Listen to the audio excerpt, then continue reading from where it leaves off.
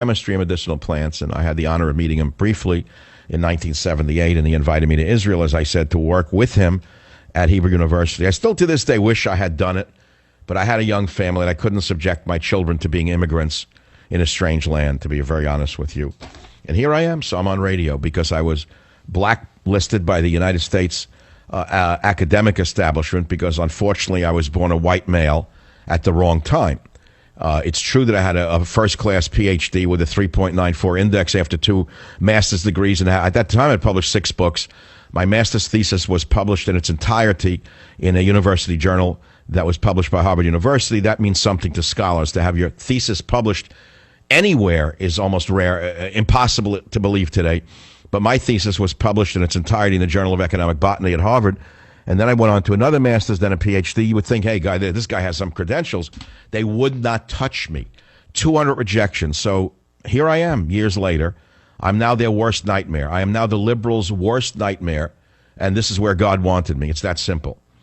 If God wanted me to be just another professor working in a laboratory, enjoying the beautiful life, by the way, of academia, if you're in the sciences and you can avoid the psychotics in the social sciences, which is almost impossible, because, I can tell you, they took down one of America's greatest scientists 20-some-odd years ago. Does the name Watson ring a bell to you? Well, it's of the great team Watson and Crick, who first described the double helix. This was a great story. He was one of the great American scientists. He was the head of the Cold Spring Harbor Research Facility on Long Island. And again, a Nobel Prize winner. He defined the double helix, which any educated American knows what that is. That's the structure of DNA. And when I was a young kid in school, he was like a god. I mean, we looked up to him. God, he was a great guy. So then I find out that 20 years ago, he's the head of this laboratory in Long Island, and he's fired because he made one remark, again, about blacks that was insensitive. He made a remark about blacks and Jews that was not racist at all. He was stating fact from his point of view as a scientist.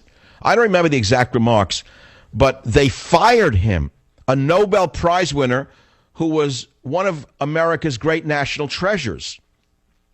So in many ways, I think I was very lucky to not have gotten a job in academia. I don't think I would have survived a year with the psychotic radical feminists, with the goon squads and all of these departments running around like red brigades, the Khmer Rouge, looking to root out anyone who says something that's not politically acceptable, and firing professors who say the truth about anything. I don't think I would have lasted very long. So in many ways, it's been a long, hard road, but I wound up where I belong. I've been doing this for 21 years.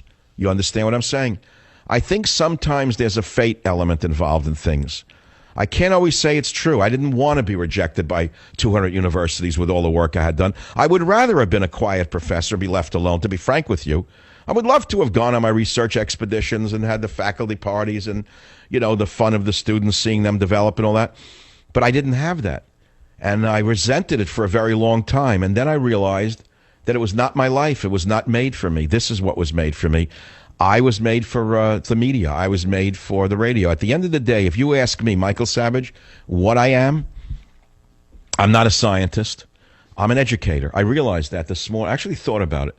If you were to write your own autobiography, what would you define yourself as? I'm an educator. I'm a teacher. That's really what I am. I'll be right back. Join the Savage Nation. Call now, 855-400-SAVAGE, 855-400-7282. Savage. My Savage Nation is sponsored by SwissAmerica.com, the only company I trust to protect my wealth with gold and silver. Call 800-BUYCOIN.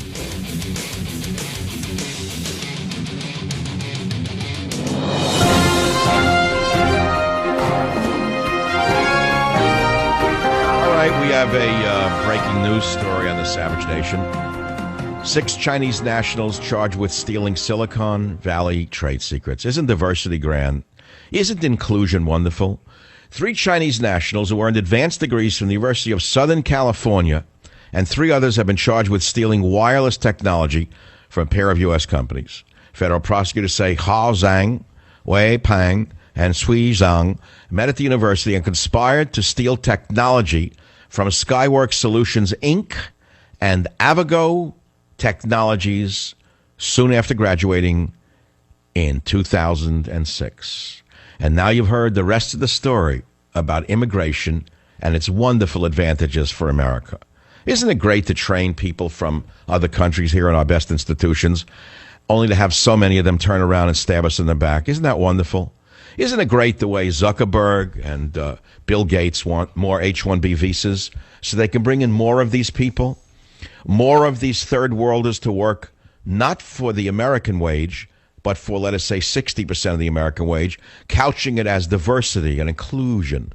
They're decimating the IT industry by firing American workers and bringing in cheaper workers from India, from Taiwan, from China, you name it, in order to save a few dollars. Is there no amount of money that Zuckerberg could have that would satisfy his lust? Is there no end to his greed? And the same with Mr. Gates. I know how wonderful he is and what a liberal icon he is.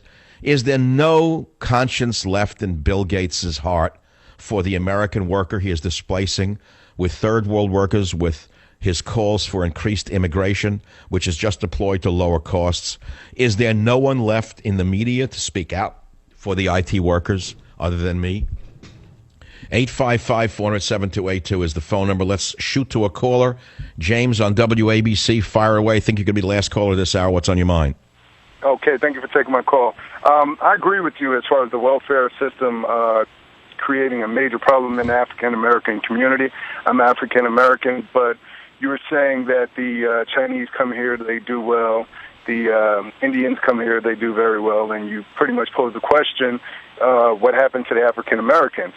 If you look at Africans when they come here, they tend to do very well for themselves. That's true. I was going to actually say that. They do very well. The Africans who come here on their own volition. I think what you're saying is the African-American, originally, the ancestor, did not come here on their own volition, right? That's correct. And also, if you look, the Chinese come here, they have a sense of their own culture, their name, their language, their folkways, their mores. African-Americans, in order to be a slave, you had to make a slave, and that's what Americans did. They made slaves. You had to be a dependent person. They created an entire race of people to be dependent on them. If you were a free-thinking person, a free man, a free woman, you wouldn't be dependent on no one. So when you look at the Africans, they come here, they become doctors, lawyers, engineers, etc. Same thing with the Indians. So I think that it's a self-created... So how do you fix the problem if it happened 150 years ago? How do you fix an issue like that? Well, they look at child abuse. They say if you look at child abuse, it's something that's been passed down generation after generation. No, I understand what you're saying. It's a rational argument to explain the difference between the general success rate of African Americans born here and Africans born in Africa. But I don't understand how you solve the problem. How much can a society do after 150 years? What's next? I mean, we had all sorts of programs, and I don't think that justifying a person's inability to get ahead in a society based on racism is going to help them very much. I think it enslaves them somewhat. I think you need to tell people, look, you have suffered. There was a grave injustice to your ancestors, but by continuously talking about it to yourself, you're only digging your own hole. I don't know how else to put it. It's like Jews who are obsessed with the Holocaust. I want nothing to do with them. I don't want to walk around like a victim myself. Does that make sense to you? Let me send you Countdown to Mecca. We're out of time. I wish we could talk another hour. I'll be right back. Join the Savage Nation. Call now, 855-400-SAVAGE, 855-400-7282. Savage.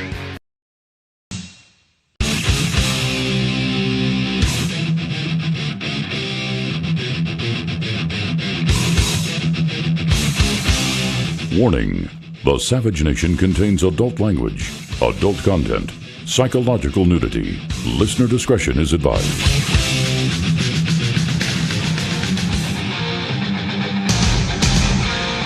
And now, America's most exciting radio talk show, The Savage Nation, home of unprotected talk, borders, language, culture.